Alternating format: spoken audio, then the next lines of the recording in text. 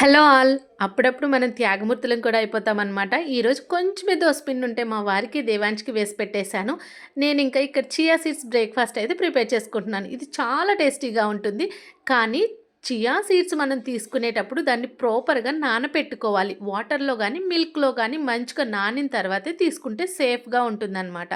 ఎలా ప్రిపేర్ చేసుకుంటా అంటే, ఇక్కడ చూపించిన స్పూన్‌తో 1 ½ టీ స్పూన్ తీసుకున్నాను. దాంట్లో కాచి చల్లార్చిన మిల్క్ అయితే యాడ్ చేసుకున్నాను.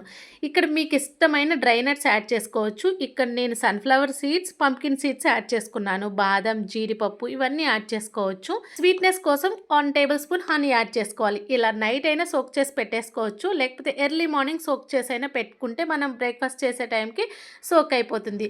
నేనింకా ఎక్స్‌ట్రా స్వీట్‌నెస్ ఏమి యాడ్ చేసుకోను. 1 table spoon honey, 2 dates add చేసుకుంటే సరిపోతుంది. తినే ముందు మనకు కావాల్సిన ఫ్రూట్స్ అనేది యాడ్ చేసుకుంటే చాలా టేస్టీగా ఉంటుంది. ఇక్కడ నేను యాపిల్, పొమగ్రనేట్ యాడ్ చేశా. బనానా కూడా చాలా టేస్టీగా ఉంటుంది. అప్పుడప్పుడు ఇలా ప్రిపేర్ చేసుకొని ఎంజాయ్ చేస్తూ తింటూ ఉంటాను. ఎవరైతే నా ఛానల్ సబ్స్క్రైబ్ చేసుకోలేదో సబ్స్క్రైబ్ చేసుకోండి ఫ్రెండ్స్.